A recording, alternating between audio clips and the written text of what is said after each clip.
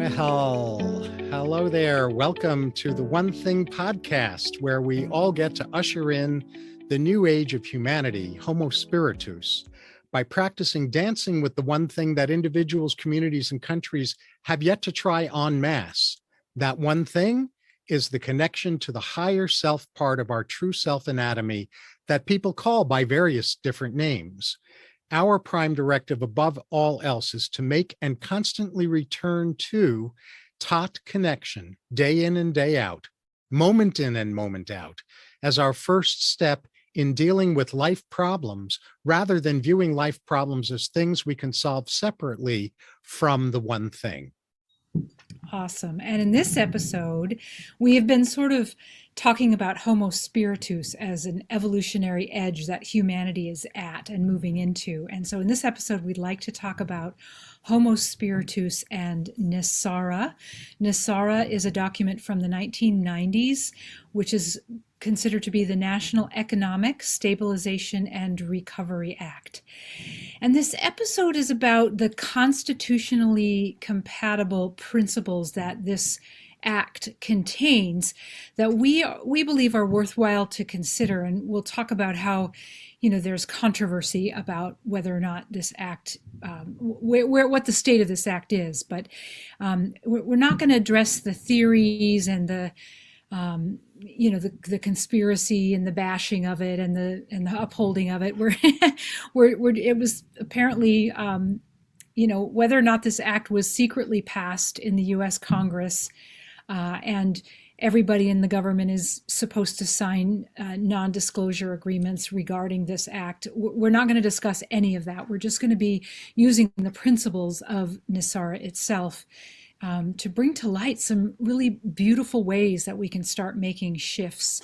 And we don't know what's true and what isn't. I mean, we have certain people that have insights about it, but this isn't the point of the episode. But what we do believe is that the document contains really some high-minded principles that are very worthy of discussion in the context of the one thing and Homo Spiritus. Yes, exactly. Thank you. And we're going to start off by just giving you a little bit of background, because even people who have heard of NESARA don't necessarily know what the background of it is. So NESARA, which again, as Lori said, is an acronym for the National Economic Stabilization and Recovery Act, was first developed by a Louisiana State University graduate in systems philosophy and an engineering consultant and teacher by the name of Harvey Francis Barnard, and he was alive from 1941 to 2005.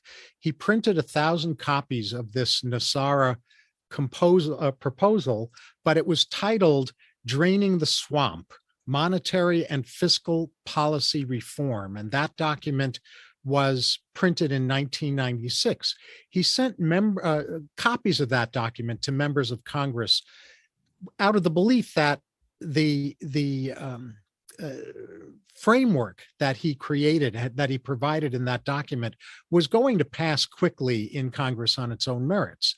And it was based on a theory that debt is the number one economic factor inhibiting the growth of the economy, and compound interest is the number one, quote unquote, moral evil and reason for debt.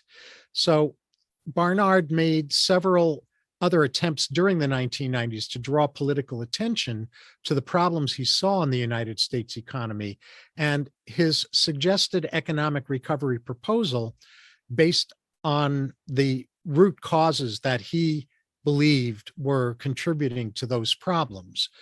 After these didn't succeed, he decided in the year 2000 to release the proposal into the public domain and to publish it on the internet. So he established the NESARA Institute in 2001 and published the second edition of his book on this in 2005, retitling it Draining the Swamp, the NESARA Story, Monetary and Fiscal Policy Reform. So that's the background that, even, like I said, even people who have heard of NESARA in general don't really know. Right. And if you do Google this on the internet, you might most likely will get any number of false, mostly probably false bits of information, unless it's coming from what David has just mentioned. There's other terms called GESARA with a G, GESARA, which is actually not what the original intention was designed to be. You might read things like that this bill was signed into act by President Clinton in October of 2000. We don't know any of that because none of it is made available to us. But what David just shared is great because that's, somewhat what we do know.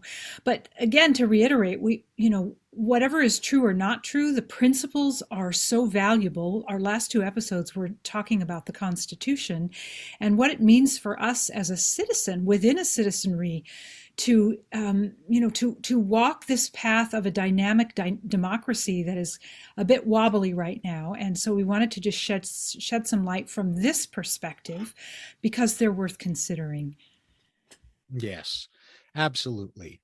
And so what we ask of you is, if you have preconceptions, positive or negative, about NESARA, either way, we ask you to set those aside while you're listening to this episode, because what we're going to do in a moment is we're going to walk through the NESARA principles as they exist, and tie them in with what we believe to be constitutional wisdom. So you have that framing around it.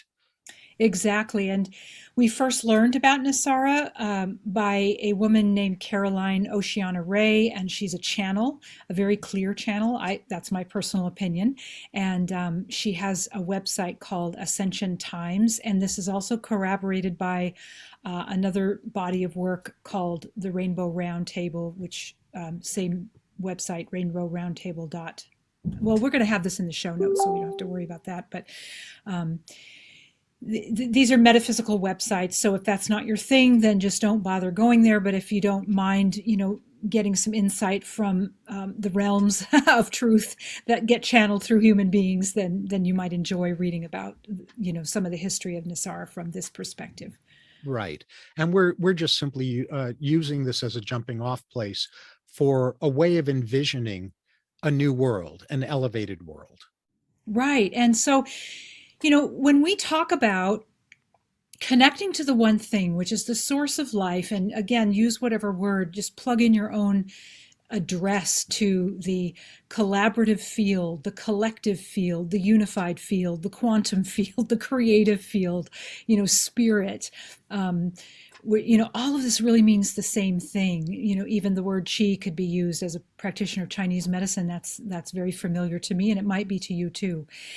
And the reason I'm saying all of that is because as more of us operate with a connection into that source of intelligence, then we have the capacity to access solutions to problems and considerations such as the ones that we'll go through in the NESARA Act with, in our time together.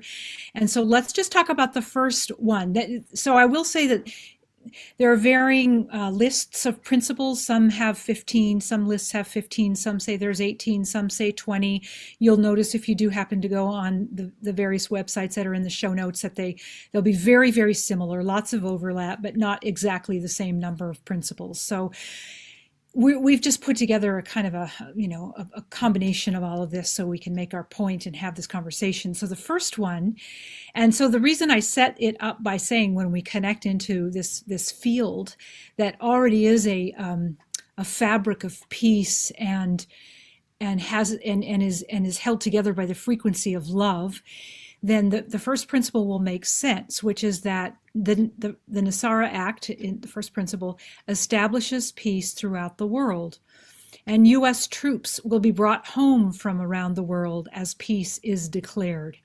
And this is in alignment with the Constitution, that there won't be standing armies, and this will be an ongoingly observed principle. And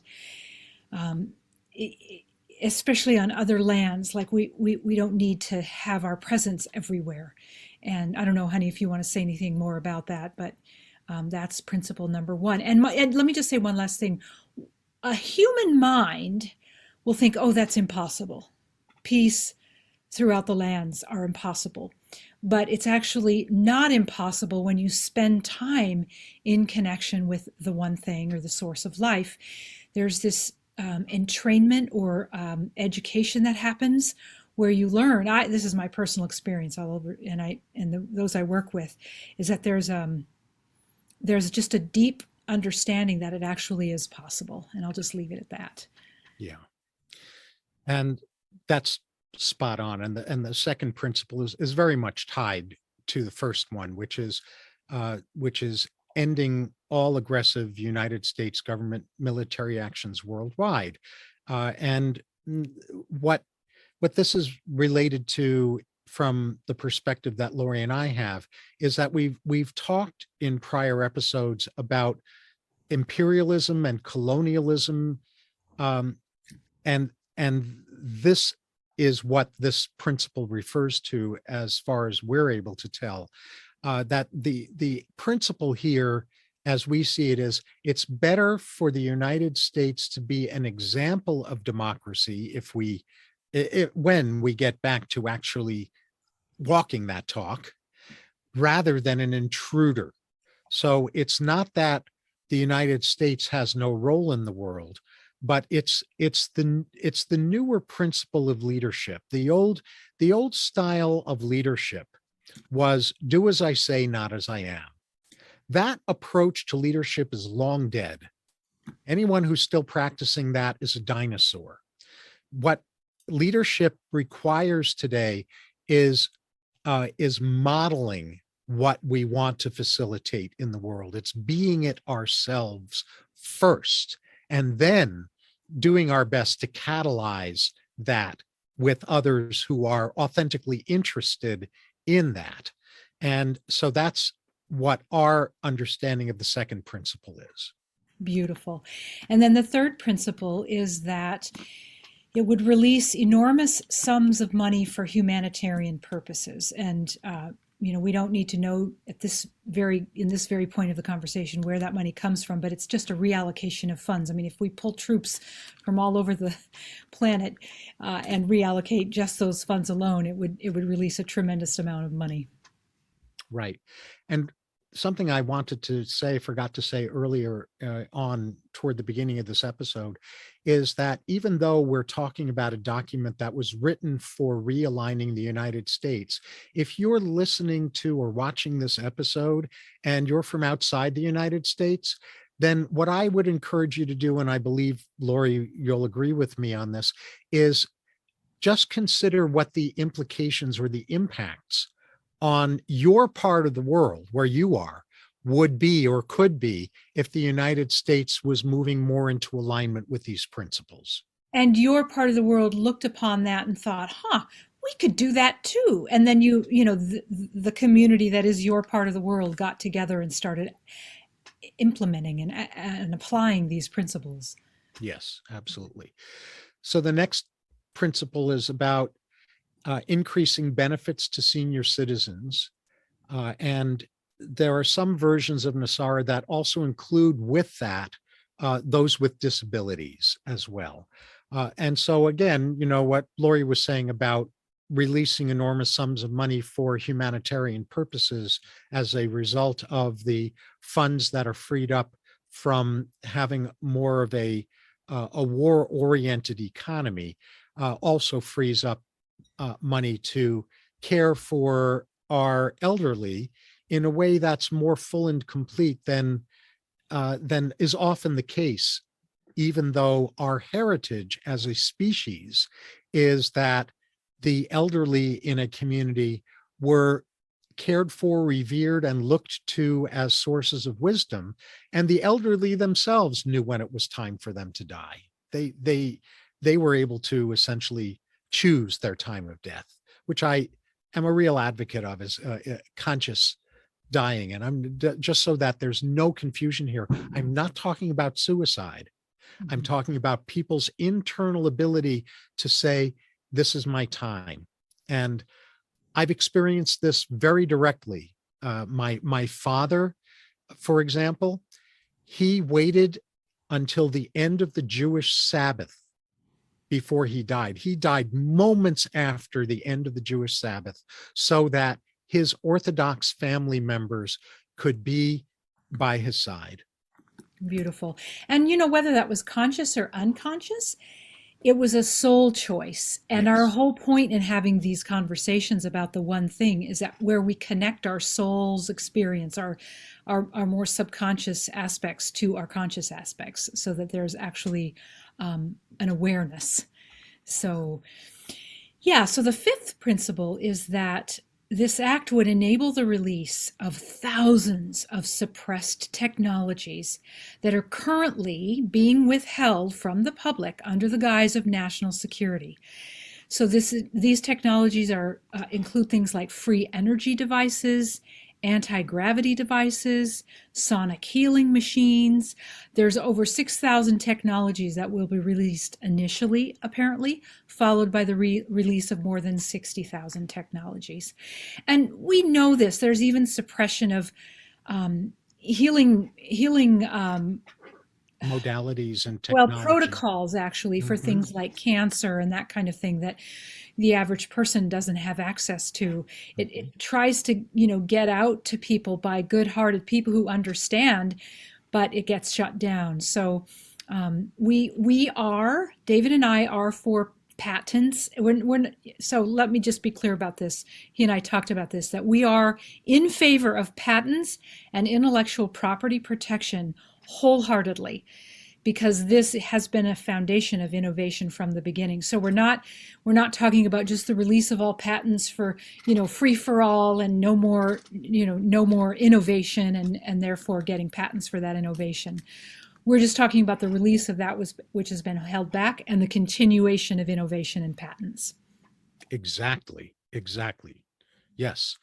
Now we're going to get into some things in NESARA that are the more controversial parts of it, or the parts of it that some are going to find upsetting. And the first of those is about zeroing out all credit card, mortgage, and other bank debt due to illegal banking and government activities. Now, what makes this controversial is the open-endedness of that wording, like who determines what activities, what banking and government activities were in fact illegal. And so there are parts of the financial sector that are not really behind this kind of idea, but that isn't a dimension that's part of the NESARA document. We don't know how this is going to play out. We only know that this is part of what Harvey Francis Barnard proposed as a way of getting the ship righted financially in the United States. Mm-hmm. And so the next thing that might seem a little hard to, get your arms around, although most people would jump for joy if this were actually the case, or when this is actually the case, is that this act will abolish the Internal Revenue Service, the IRS, and all income tax. And David will talk next about what that will look like instead. But employees of the IRS will apparently be transferred into the U.S. Treasury National Sales Tax area. Yes, that's what Barnard advocated would happen. And so what that then ties into, like Lori was saying, was that instead of an income tax, what's created in its place is a 14% flat sales tax that is to only be applied to non-essential new items. So this means food and medicine would not be taxed, nor would used items such as old homes that might have been transferred down generations in a family, things along those lines. But the notion that a 14% flat sales tax that's applied only to non-essential new items the numbers have been crunched and recrunched and recrunched for literally decades now by the people who are advocates of something called the Fair Tax Initiative, which is totally in line with this particular NESARA proposal. And the idea of this that I want to just offer briefly right now is from a psychological perspective, when you tax income, you are taxing people for being productive. You're essentially punishing productivity. When you are taxing purchases, you are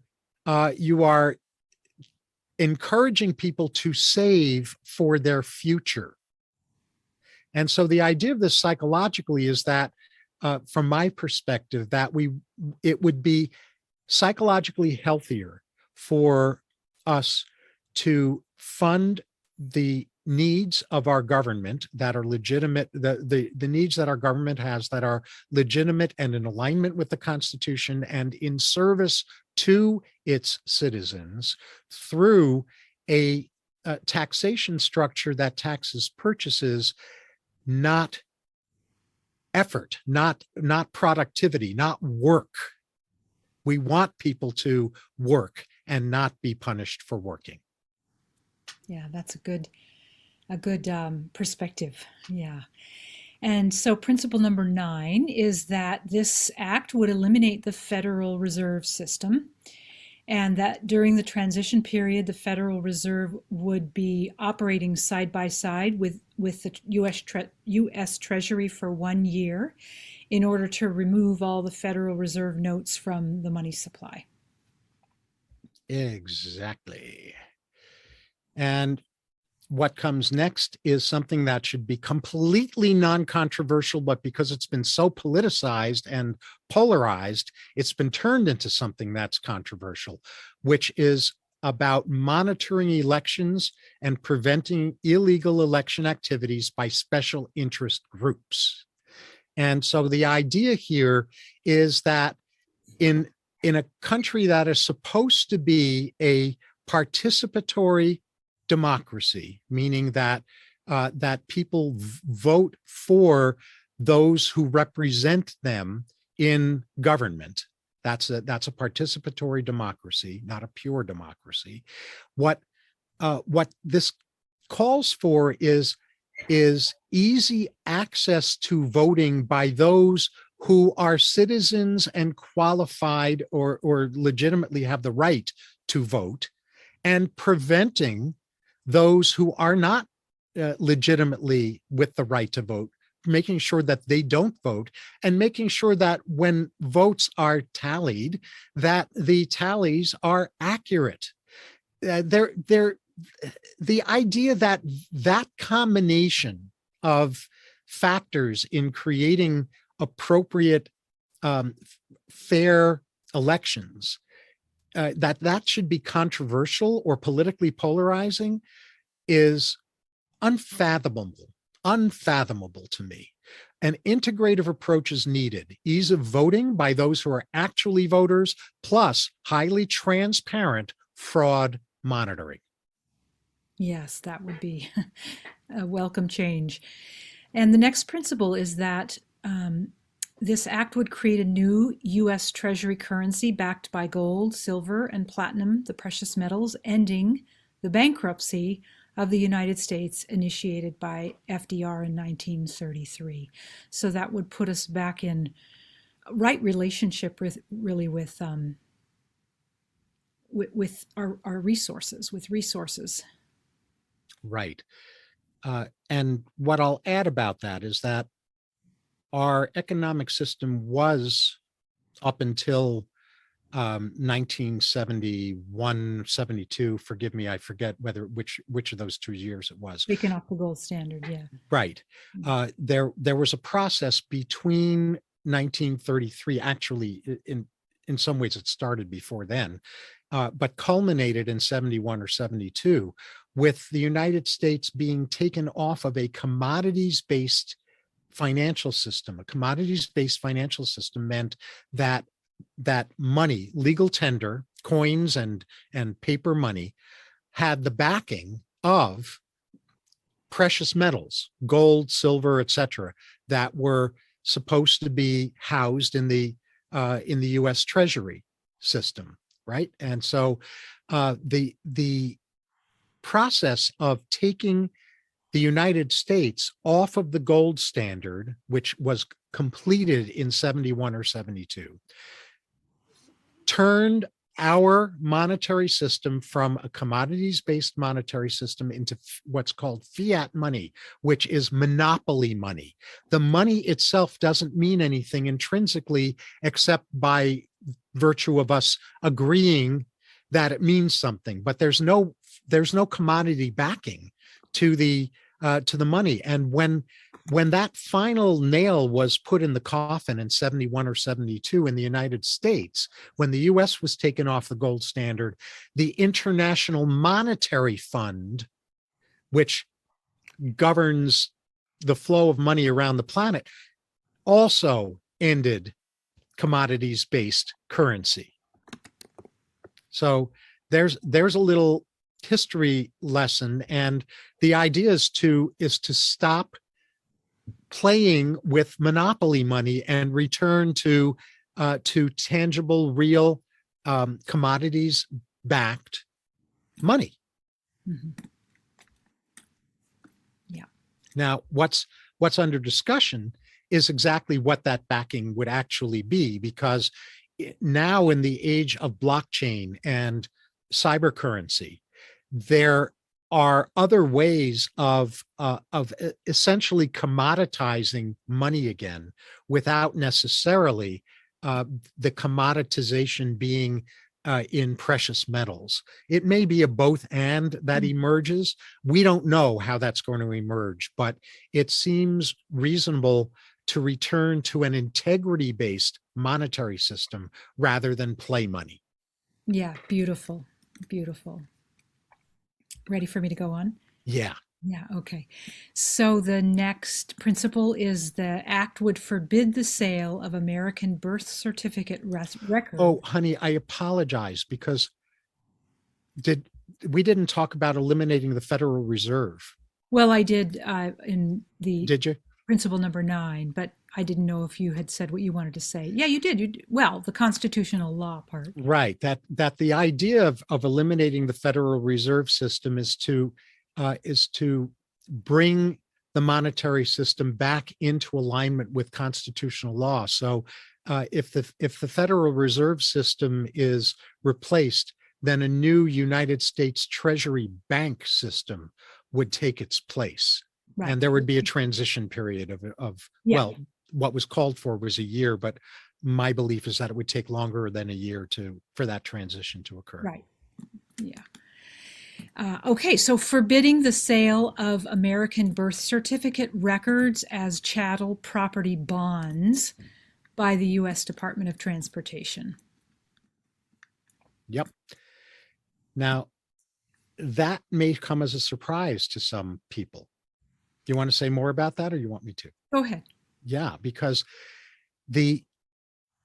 what a lot of people aren't aware of is that there is a momentum among some in powerful positions to turn us into commodities, to turn human beings into what's called chattel property. So, turn us into a herd of cows that are going to go to the slaughter, and where we are traded, the right to own us is sold. So we get to be bought and sold. It's a very sophisticated 21st century version of slavery.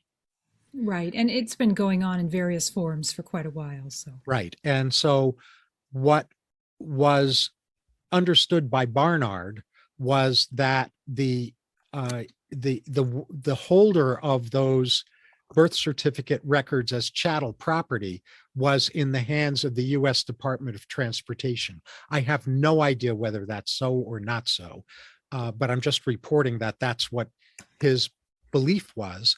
And wherever those chattel property bonds are, that those would end, and there would never again be the sale of American birth certificate records.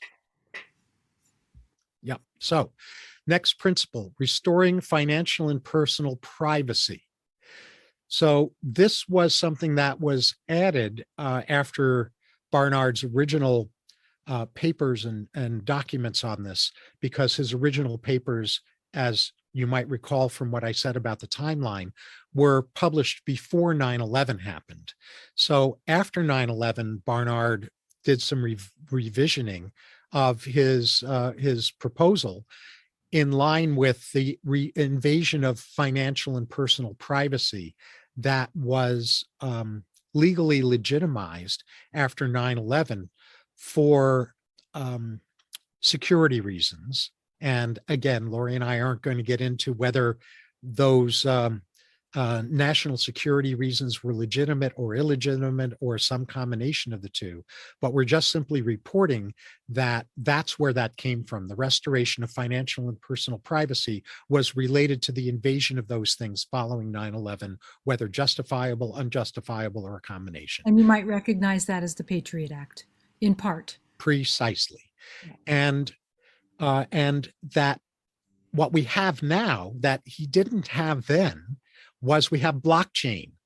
And blockchain technology is a technology that actually successfully preserves both privacy and transparency.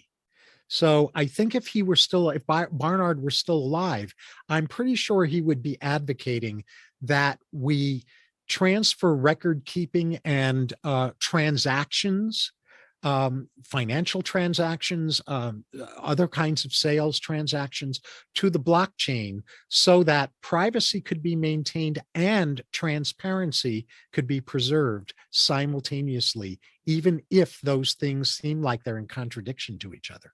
Mm-hmm. Cool. And then we only have 4 more here. So this is the 15th one. We're going to go to 18. The principle 15 is returns constitutional law to courts and legal matters, to all courts and legal matters. So I think that's, basically cinching up the Constitution without the workarounds and the soft, I don't know how to say it, the soft switcheroos of the Constitution in all legal matters and in the court system. It's basically upholding justice as it was designed to be, originally designed to be. Absolutely. And I know we want to get to the rest of these quickly, so I'll just be brief here. But for those of you who haven't had the advantage of really understanding this, the tripartite government system that is the foundation of the United States Constitution tripartite means 3 branches of government: executive, legislative, and judicial. The legislative branch is Congress. Congress is required to make laws. The executive branch doesn't make laws. They're not entitled to do that. The judicial branch is not entitled to make laws. The judicial branch is responsible for determining whether there are laws that have been passed by Congress and signed by the president and enacted into law, that whether a given law is constitutional, or meaning aligned with the Constitution, or unconstitutional. It is out of alignment with the Constitution. And so this is all about returning constitutional law to the part of government that's responsible for that, which is not the executive branch. It's the judicial branch. Yes. Initiates a new U.S. Treasury bank system in alignment with constitutional law. So what we talked about, this next principle we've covered before about a Treasury bank system. And the only thing here is that it would be also done in a way that is in alignment with constitutional law. Right, which we said. So you see there's a bit of overlap in some of these. Yeah. So, right. And the next one, the second to the last, is it reinstates the original titles of nobility amendment. And do you feel like we need to say more about that, or? Yeah, most people don't even know what that is. Okay, well, you probably will explain it better than I will. Well, okay, so there was an amendment to the U.S. Constitution passed in, I don't remember off the top of my head the exact year, but in the early 1800s. Was it the 11th? Pardon me? Doesn't matter. Go ahead. 1811? No, the 11th. Doesn't matter which amendment. Go ahead. I think it was the 13th 13th. amendment. Pretty sure. Okay. And this amendment, which there's a lot of controversy over whether or not it was actually ratified by the necessary number of states in order for the amendment to become enacted into the Constitution, added to the Constitution. The Titles of Nobility Amendment never made it into the Constitution as a constitutional amendment. But what it was that it basically was an attempt to minimize the chances of external interference in internal operations, meaning interference from other countries in the operations of our country, of the United States in this case. So what the amendment was about was that anyone who held a formal title of nobility, like king, queen, Duke, whatever. duke, yeah, any title of nobility that required allegiance to another crown, that you could not be eligible to vote, to be a citizen, to participate in government, because it was deemed to be a conflict of interest. Now, what this doesn't include is that we have people around the world that the British have given a title of Dame or Sir Elton John, right? Like that. That is an honorary title. It is not a title of nobility. So they weren't talking about those kinds of titles, because those titles don't require allegiance to another crown or another country. So this would reinstate the Titles of Nobility Amendment that never made it into the Constitution as a formally approved constitutional amendment because of some snafus around that process that happened around it in the early 1800s. Okay, last one.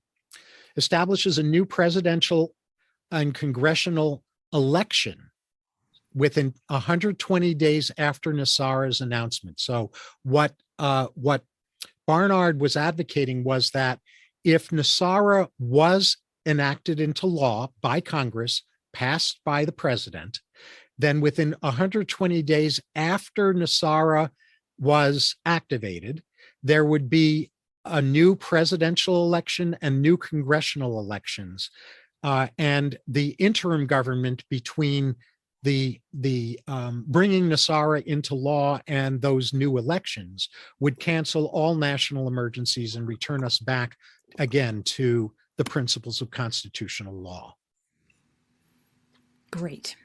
So I said this before, but I want to say two things. One is, if and when you Google any of this, just beware that you might get all kinds of unusual, not fact checked at the high-minded way that we would like things to be fact checked, especially now as we know that fact checkers are really opinions, not all, but some, as we're learning.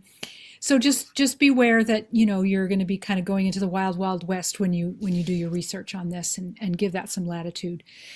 And so you can see, based on all these high-minded ideals and principles, that it's utterly necessary, as we started out saying, that we have a connection to the fabric of wholeness and high intelligence, that would be able to allow us to not only enact and activate NESARA principles, but then live into them as a country, as communities and a country, and then be that example to the world. We cannot do it the way we've always done it. That would just be akin to recycling energy. We're talking about rebirthing ourselves, not only as individuals and communities, but also as a country, and then in a world way. And this is actually what we're in the midst of doing. It seems a bit chaotic and crazy, so it's hard to even tell that that's anywhere near possible. But this is just, I don't know how to say this without it sounding a little metaphysical, but this is one of the things that I believe I and David and probably many others are here for, is to steward this possibility and the capacity of us to live into this, at least in this country as the U.S. first, and then if you're in another country, whenever you can. Not that we have to go first. It just appears that we might because the law was enacted here. Yeah. And you might want to just bring that piece home by talking about how this is just not possible to do without connection with Tot. Yeah, I said that. Yeah. Okay. Yeah. I Like it's not possible because I wanted to hear more. you wanted to Okay. well, none of this, if any of this, if any, all or part of these principles sound good to you, just know that it will not be possible to access and activate and live into these principles unless we have an ongoing muscle being built for regular connection, because the patterns of these principles and the capacities to unfold them into what looks like to be a mess of a country won't be possible without this higher connection. Mm-hmm. Absolutely. And so regardless of which of these principles you resonate with and don't resonate with, we want to lovingly challenge you to do is to really step into a visioning process around what the solution looks like, instead of staying stuck in trying to fight against what is not working. These principles, the ones that you particularly resonate with, they might seem fantastical and out of reach, but like Lori was saying, this is the shift of the ages that's underway right now. And whether or not we call this shift NESARA or something else, I think I can speak for both Lori and me. We don't care what it's called. Yeah, we don't. Yeah. We care about the principles, and we care about that the more of us who can envision these higher Tot aligned possibilities, the more of us who can do that envisioning, the faster they can come to pass. That's so true. And I this might be true for you, but I hear multiple times a day how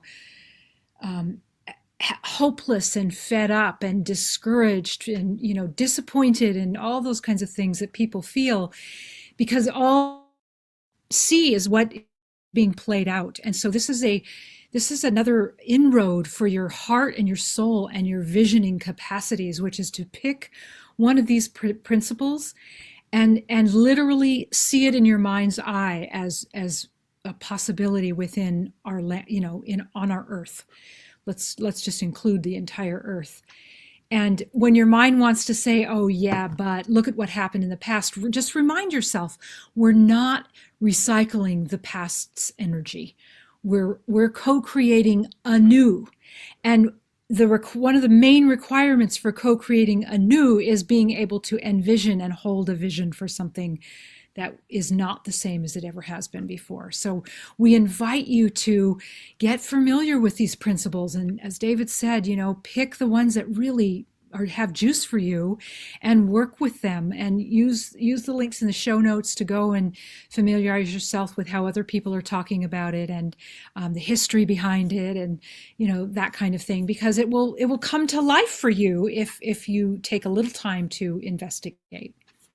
Yes. And just so those of you who might be watching this live know, there'll be a little time delay between the end of this live recording and when the show notes are available, but they will become available.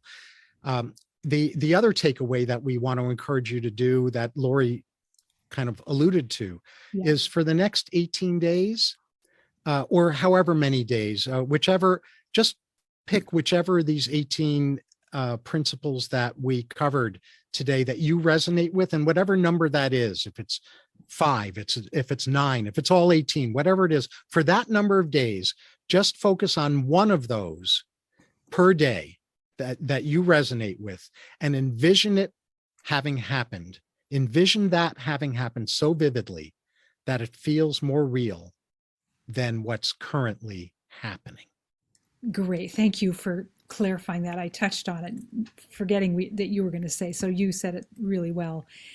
And for those of you who feel inclined, you could get a journal out. You could, a mixed media journal, for example. You could put a flip chart page up. You could, if you have any sort of artistic inclinations, you could dedicate a canvas or a watercolor page and make marks for your vision, because the imagery and the marks that we make when we have intention around it and envisioning, when we're putting envisioning into it, it changes the field, right? So it don't hold back if that's something that is inspiring and you have an inclination toward. And so in our next episode, we're going to be talking about the difference between the suffering and the sacred, and how we're sort of leaving this signature that has been woven in through and around humanity for a long time, which we would call suffering or pain, and what we're moving into, which is this whole, it ties into all of the themes that we've been talking about, leaving the mechanistic pathway into the Spiritus pathway, and it is a thing. So we're going to just sort of unpack all of that, and it's the difference between war and peace, just to actually speak to the first principle here in our NESARA conversation. So until next time, remember to dance with your better half, the one thing, whatever you call it, so you can keep living more and more fully as Homo Spiritus. And thank you for being with us.